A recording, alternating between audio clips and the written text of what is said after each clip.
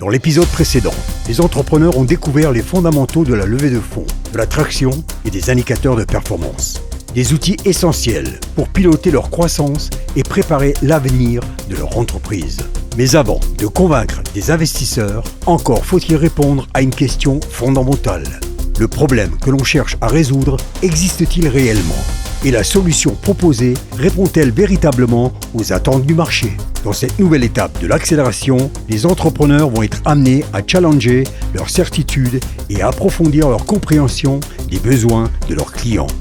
Bienvenue dans un nouvel épisode de AFIM Afrique Impact Entrepreneur. Ah, ce projet Bioénergie Eau, c'est 10 ans. C'est 10 ans aujourd'hui. Je l'ai commencé quand j'étais encore à l'école. Concevoir un produit ne consiste pas uniquement à développer une solution. Il faut avant tout comprendre les utilisateurs, identifier leurs besoins et construire une réponse adaptée à leur réalité. Design Thinking, Lean Startup, Product Market Fit. 3 approches devenues incontournables dans l'univers de l'innovation. La motivation pour ce projet, c'était les soucis du quotidien, la difficulté avec laquelle on doit accéder à l'Internet. Et aujourd'hui, on a voulu proposer une solution qui va résoudre cela. Pour accompagner les entrepreneurs sur ces questions, place à Nzoyem Tchinda Roger. Je suis M. Nzoyem Tchinda, informaticien de formation.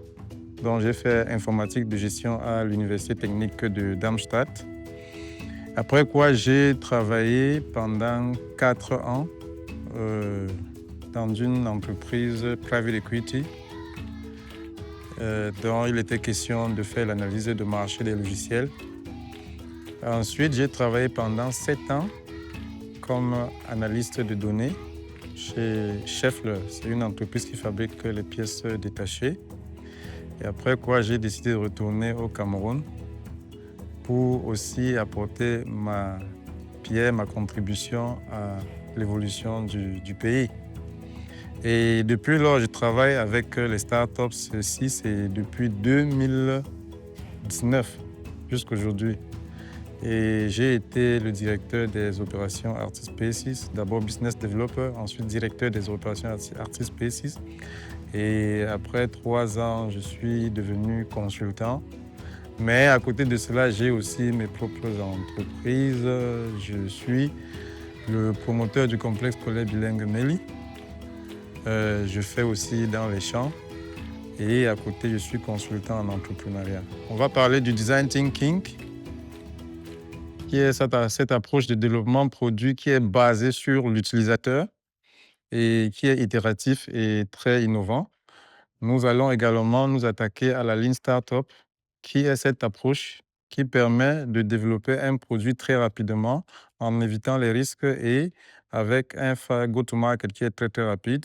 C'est le moment pour nous de savoir exactement si notre produit est utilisé par tous, si nous avons mis en place les bonnes stratégies pour faire connaître notre produit et s'il correspond réellement aux attentes de notre cible en fait. Oui, c'est quoi le design thinking? Alors, le design thinking, c'est avoir de l'empathie pour sa clientèle, se mettre dans sa peau, afin de lui proposer quelque chose qu'il va mieux ressentir et non juste être isolé dans son bureau. Je vais prendre cet exemple.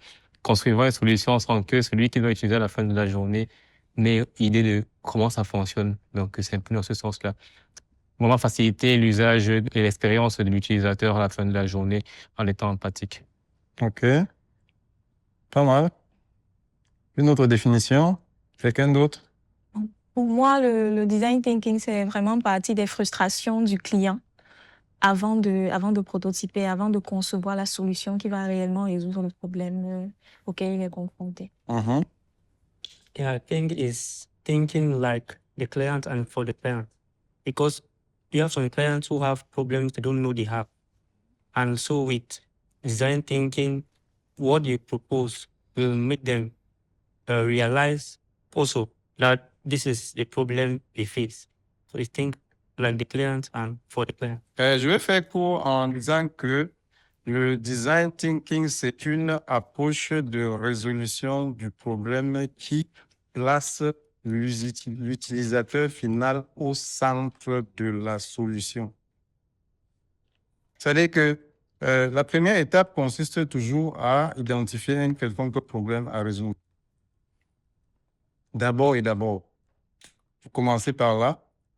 Ensuite, lorsque vous avez identifié ce problème, il faut éviter le problème que nous connaissons dans l'écosystème qui consiste à se dire que, bon, avec ces problèmes que j'ai identifiés, je vais apporter une solution qui va révolutionner le monde. Une solution qui va me faire rendre milliardaire dans 2 ans. Ça, c'est jamais fait. Hein? Ça, soyez-en sûrs. Vous pouvez tourner votre film dans la tête, mais la réalité va vous rattraper. Alors, une fois que vous vous êtes donc dit que voici l'idée que j'ai, alors la prochaine étape, c'est de se rapprocher vers le potentiel client. Et se rapprocher vers le potentiel client, ça veut aussi dire que vous devez être en mesure d'identifier ce vrai client. Et ça passe par le concept que nous appelons buyer persona. Vous essayez d'identifier les personnes qui sont dans ce besoin, qui connaissent ce problème. Ça peut être peut-être des gens de très grande taille, ça peut être des gens de petite taille, ça peut être des hommes, ça peut être des femmes, ça peut être des gens qui vivent en colline, et ainsi de suite. Donc, vous devrez déjà être à mesure de vous dire que ma cible, c'est tel type de personne, c'est tel type d'homme, c'est les élèves du primaire, c'est les étudiants, ainsi de suite. Et même jusque-là, quand vous avez défini cela, ça reste encore une hypothèse, puisque c'est le terrain qui va vous permettre de vraiment savoir si votre cible est juste. Et une fois que vous avez identifié votre cible, on va s'attaquer à la première étape qui s'appelle l'empathie. Ça veut dire quoi? Vous devez développer de l'empathie pour la personne qui va utiliser la solution que vous allez développer. La personne qui connaît le problème que vous cherchez à résoudre. Et en ce moment-là, vous êtes obligé de vous rapprocher vers cette personne pour pouvoir recueillir des informations, pour pouvoir valider ou bien invalider le problème que vous avez constaté. Aujourd'hui, nous attendons, comme d'habitude, à avoir des coachs excellents, des coachs qui savent de quoi ils parlent. Donc, ne vous mettez jamais dans la peau de la personne qui a trouvé un problème et qui va apporter la solution sans toutefois se rapprocher de l'utilisateur final. Ce serait une grave erreur. Une question, monsieur. Oui, madame. Bon, vous parlez de se rapprocher de l'utilisateur pour étudier le marché. Sachant que notre application Boom Express,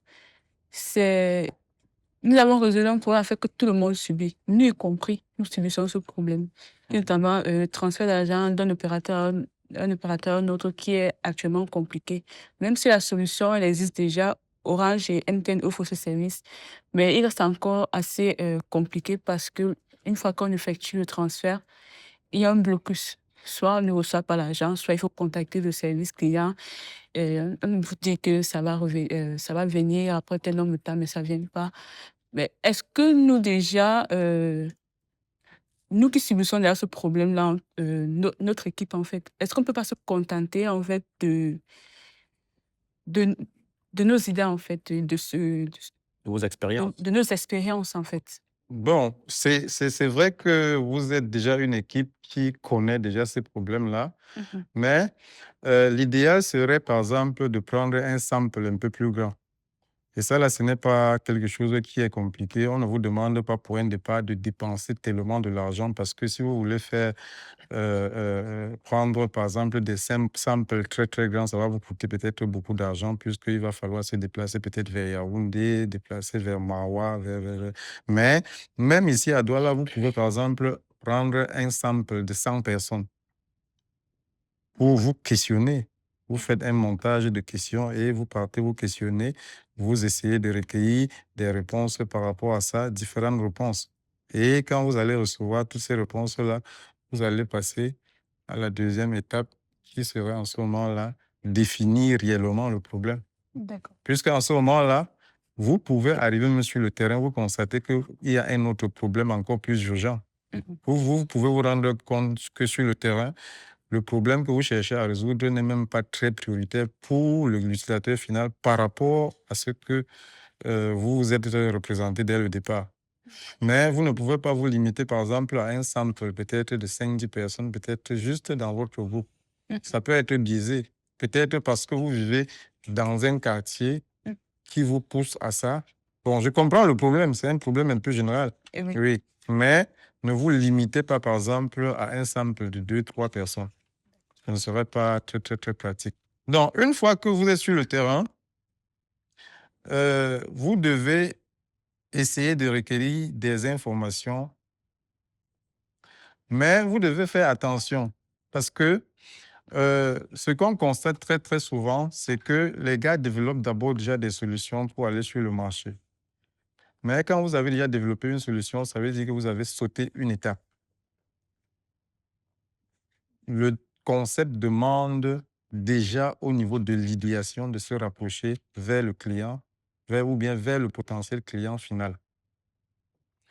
L'inconvénient que vous aurez quand vous allez vous rapprocher avec une solution déjà, il y a un concept qu'on appelle le MOM test qui spécifie comment vous pouvez vous rapprocher vers le client et il y a une méthodologie pour pouvoir parler au client de telle sorte que vous recevez des réponses beaucoup plus objectives. Quand vous amenez une solution directement vers le client peut tester, mais peut vous dire que la solution est bonne et pourtant elle n'est pas bonne. Juste pourquoi? Parce que le client ne veut pas vous blesser. C'est ce que vous voyez. Si vous venez, par exemple, vous avez un sample et que vous venez vers des personnes et vous faites comme si vous êtes même victime d'un problème. C'est vraiment, je ne parviens pas à transférer de l'argent de MCN à Orange et ça me cause tellement des ennuis. La personne est plus prompte à te parler en des termes très objectifs. Par rapport au fait que, imagine par exemple, tu développes cette application-là, tu vas vers ta maman et tu lui dis que maman, j'ai développé ça. Oh, la mère va dire que mon fils, donc c'est toi qui as fait ces merveilles. Ça, tu fais ma fierté. Une façon de dire que pour rien au monde, je ne peux dire quelque chose qui va à l'encontre de ce que tu as fait. Alors que si c'est un flop, ta maman serait toujours donc en train de te dire que avance, c'est bon, c'est bon. Donc, il y a des petites approches comme ça, là. Au lieu de venir dire que j'ai développé ça, ça révolutionne le monde, ça fait ça. Et si tu as une solution, l'une des choses que tu peux faire, c'est plutôt de donner à quelqu'un d'utiliser. Et après, tu demandes un peu son retour, un peu de façon très, très neutre. Et là, la réponse va être un peu plus différente de quelqu'un à qui tu viens. Parce que déjà, il y a des gens qui posent des questions très orientées.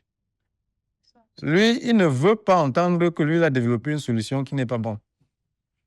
Il pose une question, j'ai testé. Quand quelqu'un te dit déjà que, waouh, j'ai testé la fonctionnalité, si c'est top. Bon, toi-même, tu auras le courage de venir lui dire que, gars, j'ai testé ça, c'est un flop. Tu vois que ça pose problème. Donc, il y a le MOM test qui donne la possibilité de faire des tests et de façon à obtenir des résultats un peu plus objectifs. Oui. Bon, maintenant, là, il revient donc à chacun d'entre nous de voir comment est-ce que je vais faire, par exemple, cette collecte de données. Ça peut être, je sais pas, ça peut être une interview, ça peut être un formulaire que nous allons donner, ça peut être un questionnaire quelconque avec des questions et auxquelles on va donner des réponses. Hein? Et maintenant, là, une fois que nous avons collecté les données, mais il y a aussi une chose que vous devez savoir. Lorsque vous êtes en train de faire des interviews, vous devez observer la personne qui est en face de vous. Si vous arrivez chez quelqu'un et que la personne boit du thé, par convenance, si la personne vous propose le thé, buvez même un peu. La vision d'aujourd'hui de Connectic, c'est de pouvoir toucher l'étendue du territoire africain.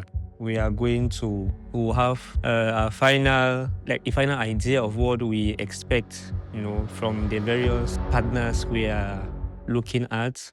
S'il arrive que la proposition qu'on vous fait ne corresponde pas, par exemple, là, prenez un exemple, on suppose qu'il peut arriver d'autres cas, peut-être vous ne buvez pas du vin et que la personne propose du vin. Comment est-ce que vous allez faire pour esquiver cette demande-là? Oui, si c'est le vin, vous pouvez par exemple dire que moi je suis diabétique et que vraiment je ne bois pas, mais réponse courtoise. Donc, vous avez donc la possibilité d'avoir des formulaires, vous avez la possibilité de faire des interviews directes et enregistrées même pour pouvoir les retravailler. Et une fois que ceci est fait, vous allez donc rentrer, vous asseoir et essayer de faire un recoupage. Parce que vous pouvez poser un problème, une communauté vous dit que non, nous avons plutôt un autre problème. Si c'est le cas et que vous vous rendez compte, par exemple, que le deuxième problème posé par la communauté touche un très grand nombre de personnes par rapport à votre problème idéal, il revient à vous d'analyser et de voir que vous avez un marché plus grand par rapport au deuxième problème que le problème que vous avez posé initialement. Oui, parce qu'à la fin, il est question d'identifier le vrai problème et d'identifier et de voir quand la cible est plus grande, c'est toujours un atout. Donc, ça, c'est un travail que vous devez rentrer et le faire. Vous pouvez arriver même au point où vous allez rejeter votre idée, comme je le souligne. Ce sont les statistiques, ce sont les données que vous avez recueillies qui vont vraiment montrer que non, effectivement, si vous êtes sur le terrain, vous vous rendez compte que vous avez pris un sample de 100 personnes et que les 100 personnes adhèrent à votre projet, alors c'est quelque chose d'intéressant. Donc, la deuxième étape, c'est de définir réellement le problème. Puisque vous étiez déjà sur le terrain et vous avez constaté, vous avez recueilli les données, vous vous asseyez en équipe et vous cherchez à voir de ce problème-ci, quels sont les autres problèmes qui naissent? Est-ce que le problème est d'une certaine acuité comme je pensais? Est-ce que j'ai la validation? Combien de personnes ont dit oui? Combien de personnes ont dit non? Combien de personnes ont dit voici plutôt tel autre problème? Et ce sont ces statistiques-là qui vont vous permettre de dire que oui, voici le vrai problème. C'est la phase de définition du problème. Et c'est là où vous êtes appelé maintenant là à redéfinir le problème de façon claire et succincte.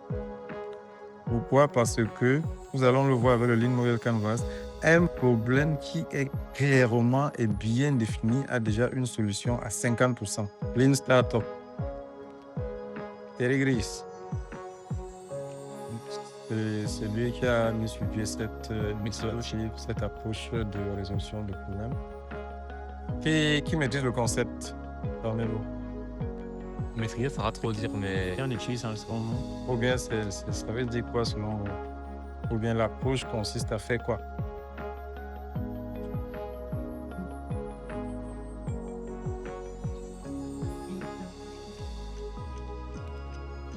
Itérer le produit. Oui, c'est juste une étape. Je sais que vous pratiquez déjà ça, la Lean Startup. Je parie, je suis sûr. Mais peut-être vous ne le connaissez pas. Alors, comme je le soulignais tantôt, c'est une approche qui a été mise sur pied par le chercheur Eric Ries, qui est un entrepreneur et qui a aussi beaucoup fait en termes de développement de start-up, accompagnement, et il nous apporte un concept très très simple de développement de produits. Et comme vous le voyez, nous avons la phase d'idée, comme nous avons vu au niveau du prototypage. Et l'identification de l'idée, c'est la même chose. On peut même appliquer le concept de design thinking là-bas, très très bien.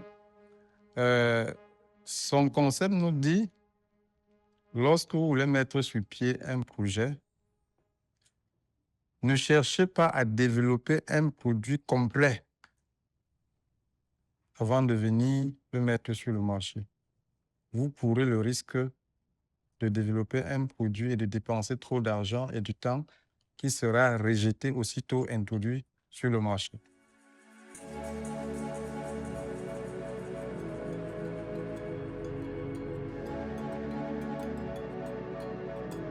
Derrière chaque entreprise se cache une histoire, une conviction, un problème identifié sur le terrain et la volonté d'y apporter une réponse concrète. Daniel part à la rencontre d'une entrepreneur qui transforme cette vision en réalité. Qui est Aqua? Est-ce que tu veux bien le dire aux téléspectateurs? Moi, je suis Léa Aqua de Fou, originaire de la région du Nord-Ouest Cameroun, plus précisément du village Mankon, depuis 2021. Joina est formellement née, Nous sommes passés de no-name, comme je dis, à une marque, à une entreprise constituée, légalement enregistrée, qui paye ses taxes, qui est reconnue tant sur le plan national de par nos ministères de tutelle comme le MINMESA, le ministère des Petites et Moyennes Entreprises, la PME, l'Alliance de promotion, beaucoup d'autres ministères comme le ministère de la Jeunesse. Oui, et les structures comme l'ANOR qui sont chargées de la certification et de la normalisation des produits sur le territoire camerounais. Pas que l'ANOR, l'OAPI même pour la protection de la marque. Et en 2021, déjà, nous avons commencé avec un petit chiffre d'affaires de 8 millions de francs CFA. Ça, c'était de avril 2021 à décembre 2021. En 2022, nous sommes passés à 12 millions. En 2023, nous sommes passés à 22 millions. En 2024, nous sommes passés carrément à 64 millions de chiffre d'affaires. En 2025, nous sommes allés dans la fourchette de 80. Oui. Et en 2026, nous targuons vraiment 150 millions. Nous avons aujourd'hui 5 employés permanents, en plus de moi qui suis à la tête de l'équipe. Nous avons aussi beaucoup d'autres partenaires stratégiques. J'ai nommé notamment les ministères de tutelle. Nous avons aussi beaucoup de distributeurs de nos produits en freelance. Et vous pouvez aussi retrouver Joina Tea ou alors les produits Joina dans certains supermarchés comme Santa Lucia, dans les boutiques de vente des produits locaux, made in Cameroun. Les supermarchés en pièce, par exemple. À l'international, il suffit juste de nous contacter et puis on vous donne les contacts de nos référents. En fait, vous pouvez profiter de Joina partout où vous vous trouvez. Oui, Joina est partie d'un seul produit, Joina Tea. Mais maintenant, comme tout bon entrepreneur, les personnes qui ont eu à déguster Joina Tea ont trouvé en cela quelque chose de satisfaisant et ils ont commencé à nous poser leurs besoins. J'ai un problème, par exemple, de diabète. J'ai un problème d'hypertension, j'ai un problème de baisse de minéraux, j'ai un problème de manque de vitalité. Et puis, avec les connaissances basiques que nous avons pu constituer ces produits. Et aujourd'hui, à Joina Center, nous avons un produit phare qui est né depuis 2025, Prostrafric. Quand nous regardons, par exemple, le taux de prévalence des cas de prostatite dans la population mâle, masculine, aujourd'hui, les chiffres sont alarmants. Oui, d'ici 2030 déjà, Joina espère, et nous travaillons vers cela, être, comme je dis, la référence en matière de production des boissons chaudes et pourquoi pas des baumes. Oui, qui répondent spontanément et de façon instantanée aux besoins des populations. Oui.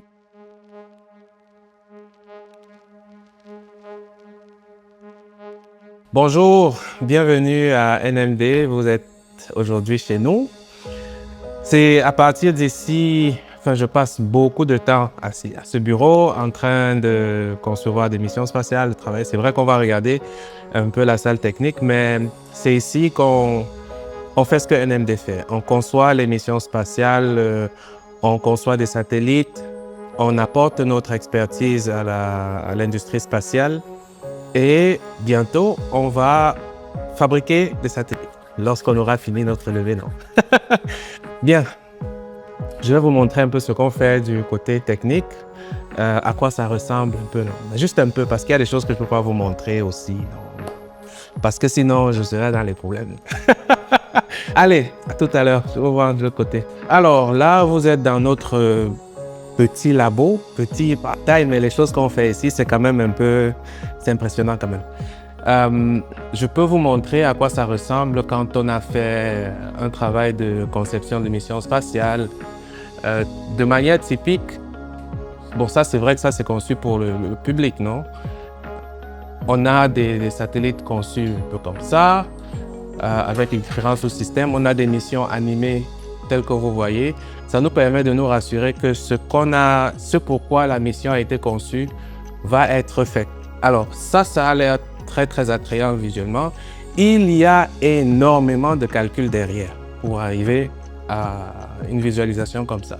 Donc ça, c'est plus une visualisation qu'une simulation. En fait, c'est pour dire que bon, tout ce qu'on a calculé là, ça ressemble à quoi? Ça ressemble à ça. C'est des vraies missions, des vrais projets, pas encore entièrement réalisés. Nous sommes sur des projets actuellement, donc on travaille. C'est là, je ne peux pas vous montrer ce qui est ici, mais on est sur des projets vraiment très intéressants. Ça, c'est notre petit poste de travail avec notre 3D printer, notre astronaute maison. Voilà, hello. Ici, on fait du rapid prototyping, des picosatellites et des nanosatellites, des trucs de cette taille. Ça c'est vraiment one-on-one. Hein. C'est un châssis qui nous permet de faire de l'assemblage des modèles imprimés 3D avant de passer aux cartes électroniques, etc. Donc, on travaille sur des picosatellites. Les Soldering Center postes sont ici. On est en train de upgrade ça. Ici aussi, on réussit à faire de la connectivité satellitaire des capteurs au sol. Par exemple, je mesure quelque part loin s'il y aura inondation ou pas, mais comme c'est très loin, il n'y a ni Internet ni rien du tout, on peut transmettre l'information risque d'inondation et tout par satellite le même jour pour que les gens puissent agir. Donc à partir d'ici, on fait le prototypage de la technologie qui permet ces connectivités-là. Alors, c'est vrai, j'ai pris l'exemple tout à l'heure de l'inondation. Généralement, l'une des choses que nous, on a comme problème ici au Cameroun, en Afrique en général, c'est qu'on nous demande, mais il n'y a pas l'eau, les routes sont compliquées, machin, qu'est-ce qu'on peut faire dans l'espace? En réalité, on part contribuer à résoudre ces problèmes-là long terme. Je m'explique. Parmi notre cohorte, il y a Joina Center. Joina aura besoin à terme d'une grande plantation pour ses cultures de thé. Ce que nous on fait, qu'on peut faire pour elle, qu'on peut faire pour tous ceux qui sont dans le secteur de l'agriculture, c'est d'optimiser ses rendements. On s'appuie sur la connectivité satellitaire pour faire en sorte qu'elle soit toujours au courant de ce qu'elle doit faire, quel pourcentage de quel engrais il faut mettre où et quand, pour qu'elle soit toujours au courant des changements climatiques et qu'elle puisse s'adapter rapidement pour toujours avoir les meilleurs rendements agricoles possibles. Je prends le cas des routes, la surveillance des infrastructures. On peut le faire, pas pour une ville, pas seulement pour un quartier, mais on peut le faire pour tout le pays pendant 50 ans en s'appuyant sur le spatial. J'espère qu'on comprend un peu mieux le terre-à-terre de pourquoi on s'en va dans l'espace. C'est pour pouvoir résoudre ces problèmes fondamentaux, mais pas sur le court terme. Sur le long terme, pas sur un seul petit endroit, mais sur tout le pays pendant très longtemps. Comprendre un besoin est une première étape. Construire une solution pertinente en est une autre, car de nombreuses entreprises échouent, non par faute de talent, mais parce qu'elles résolvent un problème qui n'est pas suffisamment important pour leurs clients. Dans cette nouvelle session, Ayuketa invite les entrepreneurs à explorer un principe fondamental de l'innovation, l'adéquation entre le problème et la solution. First, ID customer profile, okay? Is it merchants? Who are your ID customer profile? Is it supermarkets? Is it homes? In the homes, 2 or 3 kids, mother, father, based in the north? Is your ID customer profile African writers, authors that write every day or that release at least 1 book per month? ID customer profile. Who? Are they students or the parents of the students? Who is the target? Is it institutions, schools? What kind of school? Private school? Public school? All of them? Schools found where? In Cameroon, Sub-Saharan Africa, or Africa? ID customer profile. Who? Who is your target audience? Everybody is not a target audience. Yes, sir? Question. Okay, that's a good one. Le problème. Oui. Est-ce que notre problème peut être adressé à une cible particulière et dans le même pipe, on résout plusieurs problèmes? Est-ce que ça fait sens? Je prends un exemple. On veut résoudre le problème, Student veut résoudre le problème d'employabilité, c'est-à-dire que ça a beaucoup de branches derrière. Mais ceux qui en souffrent, c'est les entreprises. Ça, c'est vraiment notre cible première. Les PME, de manière générale, les PME, start-up PME, et même les grands groupes. Mais ils ont beaucoup de moyens pour le recrutement, donc ça les épargne un peu. Du coup, c'est un autre problème. Dans le même pipe, il y a beaucoup d'autres problèmes qu'on résout. Par exemple, le problème des institutions qui ont aussi des problèmes de recrutement. Je veux dire des universités privées, de manière bien simple, qui ont aussi des problèmes de recrutement de jeunes. Et même les jeunes aussi qui sont mal orientés, c'est aussi un problème. Donc, dans le même pipe, on résout tous ces trois problèmes-là. Okay, good question. And now we need to look at it as an entrepreneur, okay? Because the end goal is to have a business that is sustainable, Exactly. that generates money and is sustainable, right? So first, who is your problem most painful to? The students or the company. company? Okay. I guess, okay. Yeah. You need to make that decision from the get-go. If it is the company, then they're your target audience. Okay. Right? Okay. And you're saying when you solve their problem, then you're resolving on employability. Yeah. Okay? Yes. And then every other sub problem needs to get under. Yes. Right? Remember, your problem has to be painful to somebody. It has to be frequent to somebody. And it has to be urgent to somebody. That person is your target audience. Okay. Okay? Everybody else is a sub, right? Okay. And then those sub, you can develop them with time. Okay? But when you say the problem, you say to the person that is painful to. Okay? Et laissez pas prendre votre cœur, prendre les décisions business. Ah ouais, ça c'est vrai. Hein. Non. Ça c'est vrai. OK. À la fin de la journée, à la fin de la semaine, à la fin du mois, vous devez rentrer du cash pour pouvoir continuer d'alimenter votre véhicule. Donc, le côté éco-friendly, c'est super. C'est super. Mais est-ce que c'est vraiment ça? C'est à étudier. C'est peut-être juste un nice to have. Aujourd'hui, pour vous lancer, vous devez avoir rapidement une traction, quelque chose. Je ne suis pas bien sûr, c'est à évaluer, que ce soit cette branche-là qui va vous permettre. OK. Est-ce que l'énoncé du problème ne dépend pas de l'investisseur auquel on est en face?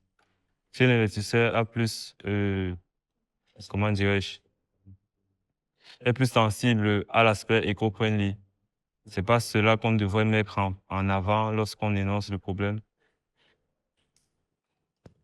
Now, your problem doesn't change. The way you present it can change. Okay? Your problem doesn't change. The way you present it can change. Okay? Even the social impact investor want to know that your business is sustainable. Even the social impact investor want to know that your business is going to stay alive. So your problem is the same. When you get in front of the investor that cares about social impact, you say your problem and you go and put emphasis on the aspect of your problem that is social impact. Okay? You cannot start your pitch to an investor with SDG 5 or SDG 6. We are solving this. It doesn't show any sustainability and scalability. Okay? Remember, do not build the startup for the investor. Build the startup for a market. It is the market that is going to make you a business. The investor comes to accelerate your access and the acquisition of that market. Okay? Is it advisable, now I'm thinking about investors. Yeah. Is it advisable to have two problems, even if for the same segment, and to put the two problems on the pitch deck? Is it possible, or we just need to put one? No, you can put the two problems on the pitch deck. But remember, the most painful one to your target audience come first. The other one comes second. So on your problem slide, the first thing that anybody will see or the investor will see is the main painful problem to your biggest target market. If your target market is enterprises, you want to elaborate that problem that target them. And then you can add the other one under. So your problem slide can have many lines, but the biggest one first and the other one second. Okay? And remember, during this acceleration program for AFIM, we want to accomplish two things. The first one, we want to be able to prove that you have a business that is ready to scale. The second one is to also prove that if you've not figured out the problem solution fit, and then we pivot a little bit until you figure it out. Okay? Okay. Yeah, yeah. Il y a un problème structurant chez Kitaboo, c'est que on est face à un modèle qui est face, je sais pas, double face en fait. On a d'un côté les auteurs, c'est notre loup. Donc, ils ont les douleurs, ils ont les frustrations, et c'est pour eux en fait qu'on crée la solution. Mais d'un autre côté, on a ces lecteurs-contributeurs-là qui vont en fait être je ne sais pas si je dire le levier économique, la machine en fait qui va réussir à faire tourner la solution qu'on veut proposer aux auteurs.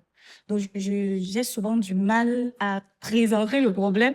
Je sais que les lecteurs ne sont pas forcément le groupe, mais ils intègrent en fait les personnages, c'est-à-dire ils sont notre cible aussi. Parce qu'il faut qu'on réussisse à les convaincre de soutenir ces auteurs émergents-là qui ont besoin de cet argent pour être propulsés. Donc, comment est-ce que, à ce moment-là, je présente en fait le problème des... Qui paye? Les deux. Pas Les deux. Les deux. Le lecteur paye comment? Le lecteur paye essentiellement via un de nos revenus, notre modèle, en fait, un aspect de notre modèle économique qui est le préfinancement, donc le crowdfunding éditorial. Mais les auteurs ont des abonnements qui payent. Il y a des services éditoriaux à Le récurrent, ce sont les auteurs. Donc c'est ça qui doit normalement stabiliser ton business. Les lecteurs, ils peuvent payer une fois, ne plus jamais revenir. Exact. La rétention est très Les auteurs viennent pour battre, mais les auteurs sont stables. Et on part. Si on fait, parce que ça se trouve, tu as énormément de personnes lectrices. Oui. Donc, dans ta balance de revenus, qu'est-ce qui prend le plus? Je peux dire les auteurs parce que bon, sans eux, il n'y aurait même pas de livres à financer. En fait. OK. Tout à l'heure, on a parlé, pour le cas de Kitaboo, elle est une marketplace en principe. Est-ce qu'une start-up peut avoir plusieurs business models au même moment? Et si c'est le cas, je veux dire, effectivement, il y a un qui est peut-être au-dessus, le premier, le deuxième. Est-ce qu'on peut montrer ça aussi dans le même pitch ou alors c'est pas indiqué? Yes. A startup can have multiple business models, and which is very good for the startup and also good for investors because they want to see that you make money in multiple places. Okay. Okay. But when you say the where you make the most money comes for top, okay, and the rest go below. Okay. Right? Okay. Because where the most money comes from also point out the angle at which the business came. Okay. Right? Okay. And if you need to make a decision on things to cut out today so that you stay afloat, you focus on where the most of the money comes from, okay, and where it is mostly painful. Yeah. And if that is the case, you will not talk about the other thing. But in a marketplace, you need to guarantee on two angles, right? You need to guarantee that the person that is paying gets what they want. That is why always, for a marketplace model, you need to always bring in the second aspect, which is the secondary target, okay? Okay. Understood. In such a way that your first target, which is the most important one, gets what they want from the secondary target. Yes. And it forms the marketplace, okay? Okay. Thank you. Pain, douleur. What is the pain? Can you quantify and qualify it? And when I mean quantify it and qualify it, I want to see numbers. I want to hear numbers, okay? If you say your target are authors, how many of them are there? If you say there is a pain, how painful is that? Okay? And the painfulness could be they lose money, people die. Okay?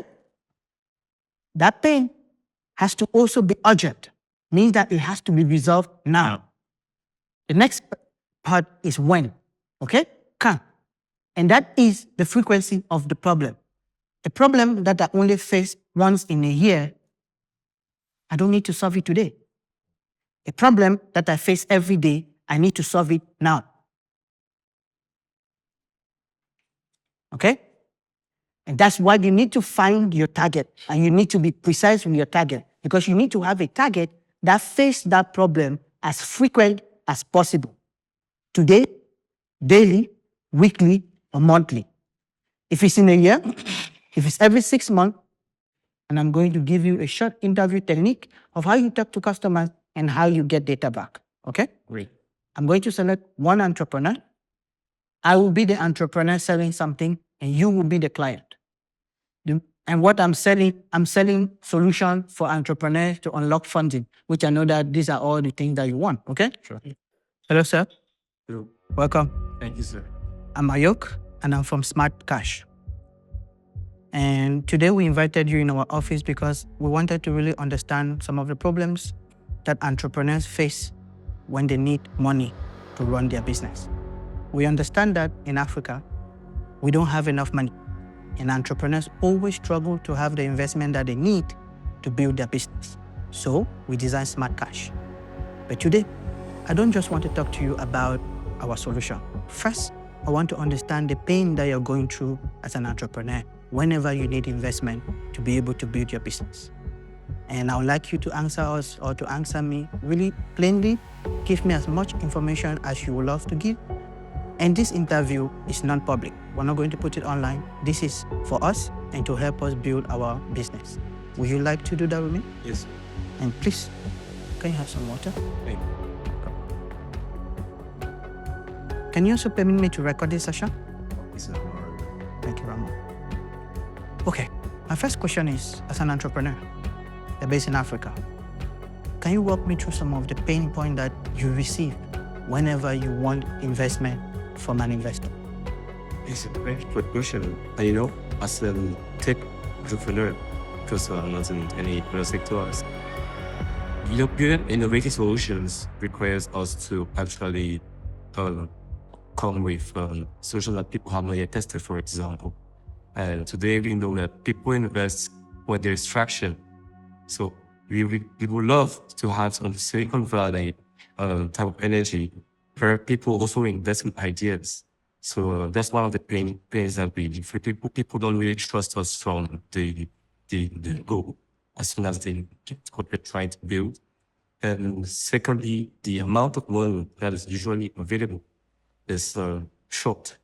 For example, if I come with a demand that goes in millions of dollars, for example, usually the pools or the competitions that we participate in will offer values like thousands of dollars or in lesser units.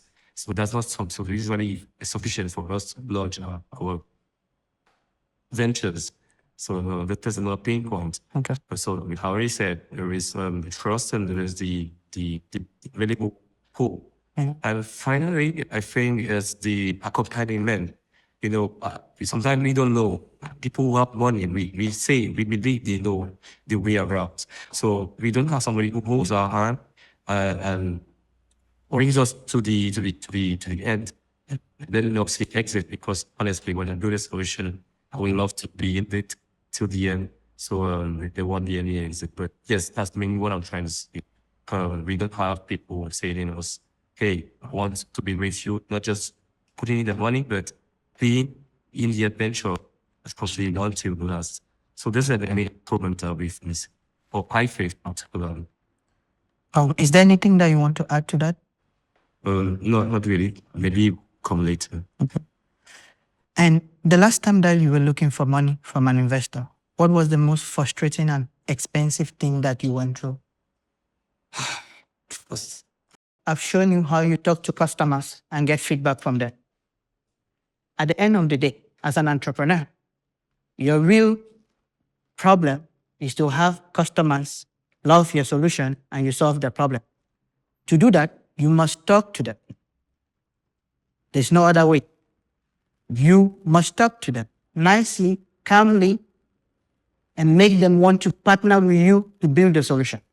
What you have just seen is how you talk to customers and get them to give you the information that you need to be able to build the solution that they will love. Okay? And once they love it, they will pay for it, they will use it, and they will become ambassadors. And we're going to take startup by startup, and we're going to do that. Remember, we've done the problem. The solution, you already know, okay? Now we need to match it. Are you ready? Who wants to start? Okay, Kitabu. So now we're doing your problem solution, match, and score, okay? The first one, user. Who are the users of Kitabu? Notre cible principale, ce sont les auteurs africains indépendants. What did you score one? Je dirais 1,5. 1,5? Oui. Non, il n'y a pas de demi. Pas de deux. Il n'y a pas de demi. Non. Ok, je dirais dans 1. Dans la mesure où, bien que ce soit auteur africain indépendant, je pense qu'on peut encore aller en profondeur pour être plus précis. Plus précis. Quel type de production littéraire? Est-ce que c'est tout ou alors c'est spécifiquement quel type de production? Est-ce que c'est les bandes dessinées? Est-ce que c'est... voilà, je ne suis pas pro de la littérature, mais je pense que tu vois un peu où je veux en venir. OK. Léa? Oui. En fait, dans le terme en fait, auteur africain indépendant, c'est fait exprès de ne pas mentionner le type de production produite, parce qu'effectivement, on prend tout en charge. Maintenant, dans le mot indépendant, en fait, je précise déjà la catégorie d'auteurs que je vise. Donc, je n'ai pas dit écrivain exprès, parce que c'est différent déjà, les écrivains des auteurs. Donc, quand je dis indépendant, c'est-à-dire ceux qui ont un besoin urgent de publier et qui ne sont pas sous contrat avec des maisons d'édition. C'est notre cible première, en fait. C'est la cible qu'on veut d'abord atteindre, avant de s'élargir plus tard. Score. Up. Yeah. Yes. 2. Plusieurs problèmes ou alors plusieurs douleurs qui ressortent des entretiens qu'on a eus avec les auteurs. Premièrement, ils ont des revenus très faibles, voire même inexistants. Donc, pour un livre qui est publié, par exemple, un auteur peut se retrouver à toucher parfois moins de 10% du revenu issu de son propre livre. Ça s'explique, c'est vrai, je suis éditrice, mais ce n'est pas très avantageux pour l'auteur. Donc, revenus faibles, voire inexistants, faible diffusion, dépendamment du moyen qu'ils utilisent, puisqu'il y a plusieurs solutions alternatives.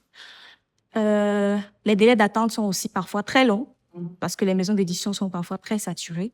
Il y a des processus qu'il faut prendre en compte et tout ça. Frequent pain. Is the pain of these authors frequent? Is it daily? Is it weekly? Is it monthly? Who are your users?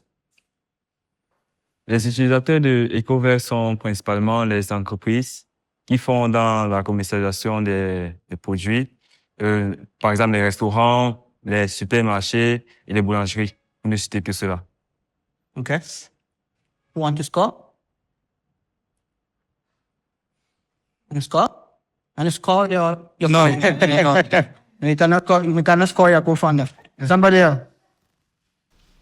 Au fil de cette accélération, les entrepreneurs découvrent que le succès ne repose pas uniquement sur une bonne idée. Il repose sur la capacité à comprendre son marché, à écouter ses utilisateurs et à construire des solutions qui répondent à de véritables besoins. Les participants ont été invités à questionner leurs hypothèses et à affiner leur compréhension du terrain. Une étape essentielle pour bâtir des entreprises solides et durables. Mais le parcours est encore long. Dans le prochain épisode, les entrepreneurs poursuivent leur transformation. De nouveaux défis les attendent. De nouvelles remises en question aussi. Et chaque étape les rapproche un peu plus de l'objectif final. Devenir des entreprises capables de croître, de convaincre et d'impacter durablement le continent. Suite dans AFIM Afrique Impact Entrepreneur.